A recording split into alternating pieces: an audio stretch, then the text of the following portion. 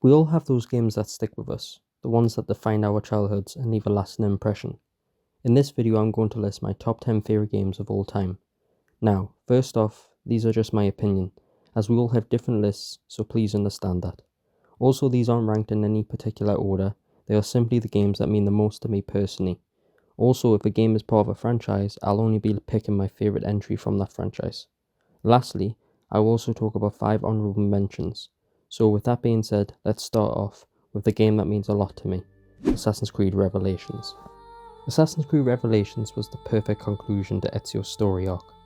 As much as AC2 and Brotherhood were phenomenal, and you can definitely consider them the best in the franchise, Revelations always resonated with me the most. I think the combat and parkour was at its best as it built from AC1 and the Ezio trilogy. The setting was also fantastic, and Yusuf is one of my favourite characters. This is also the best version of Ezio for me, plus those Altair memory sequences I think were perfectly done and tied everything together so well. Then the ending concluded the trilogy so beautifully as Ezio retires after seeing his fellow assassin Altair. It's truly a perfect wrap up to the trilogy, and even better if you watch AC Embers after it. Next I want to mention Call of Duty Black Ops 3. As for me, this is my favourite Call of Duty. While the campaign is the only thing holding it back, I believe the multiplayer is great fun and there's plenty of stuff to go for. There's great gunplay and movement, and there's a skill gap. I also love the BO3 competitive season and think these are some of the best maps in the entire franchise. As for the zombies, I think it's the best in the franchise also. Shadows of Evil is one of my favourite maps and it has so much detail and atmosphere, but the other maps too are truly great. Not to mention they added Zombie Chronicles 2, which made zombies even more replayable. So yeah, to me, had the campaign been better, BO3 would have been stronger than it already is. The next one I want to talk about is Fable II, and while it's been years since I played it, it still sticks with me as one of my favourite games. It was one of the most beloved RPGs of its time, and there's a reason for that. The game was pretty ambitious for when it came out, and it nailed so many core RPG elements. You had a morality system that actually affected how the world reacted to you, and the choices felt meaningful, whether it was being a hero or a villain.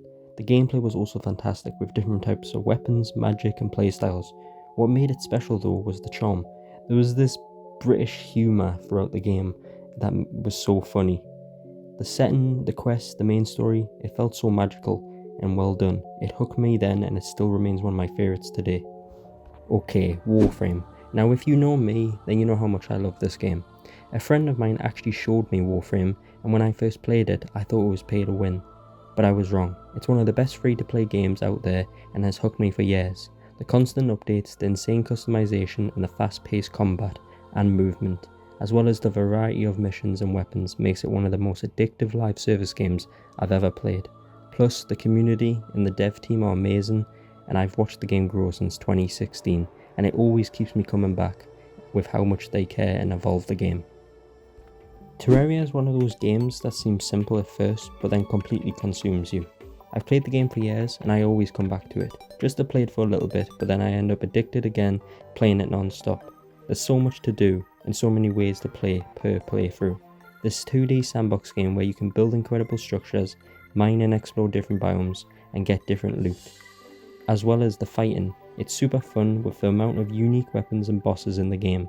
The sheer amount of content in this game is ridiculous, and it's only gotten better with time. The community and the dev team are amazing too. Playing solo or with a friend is some of the most relaxing fun I've ever had playing a game. It's truly amazing. Okay, the next game on my list is The Last of Us Part 1.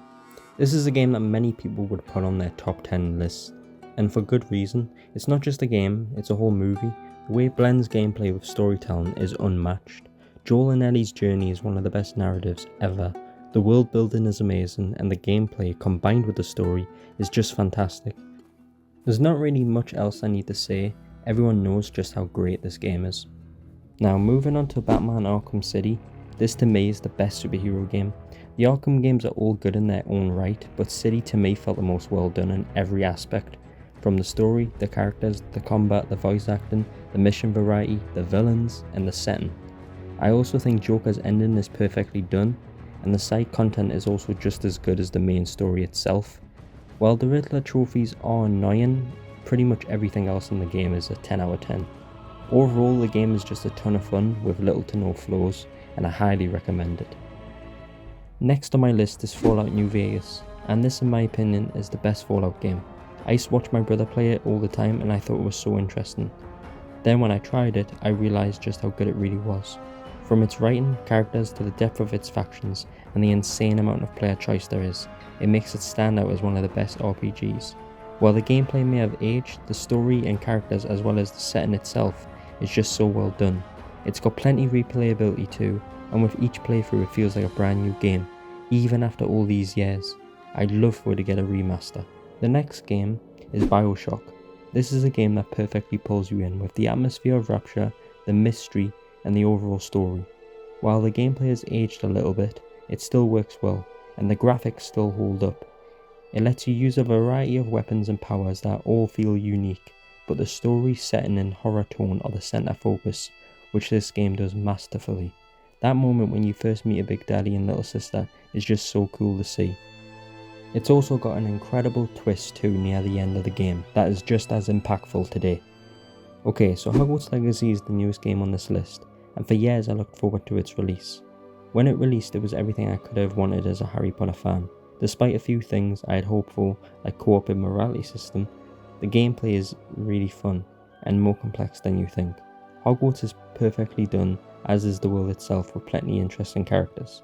While the story may not be for everyone, I always felt like it was pretty good, and had a nice conclusion with plenty of other activities to do. The game itself is the perfect game for a Harry Potter fan like myself, and I hope the dev team just expands on that for the sequel. Okay, now let's talk about a few honourable mentions. First up is Splinter Cell Conviction. While this is not a lot of people's favourite Splinter Cell game, I always found it the most interesting because of a couple of reasons. Firstly, the story I always found really intriguing, as well as this version of Sam Fisher. The gameplay was also fantastic, as well as the stealth, which is always good in these games. The mark and execute system was such a cool feature. However, what really stood out to me was the co-op mode. Playing co-op with my brother was some of the most fun I've ever had gaming. The story, again paired with the gameplay with another person as you try to do a full mission with no mistakes, was insanely fun, and I hope it gets a remaster someday, even just for co-op alone. Okay, listen, the next game on this list is Toy Story 3. Yes, that's right. Yes, it's a totally different kind of game out of everything on this list, but hear me out. It's a fantastic sandbox game with a ton of charm. If you played it, you know what I mean. The toy box mode is what it's known for, and it was so fun when I played it growing up, with how creative it was. I love the customization, and I love creative games, as you can tell, but this was really underrated. Maybe if I played it now, I wouldn't love it as much, but at the time, it just seemed so fun to me. And finally, I want to mention Sleeping Dogs. This is one of the most underrated open world games I've ever played. Think GTA but with martial arts combat, and a gripping story set in Hong Kong, with great writing and great characters.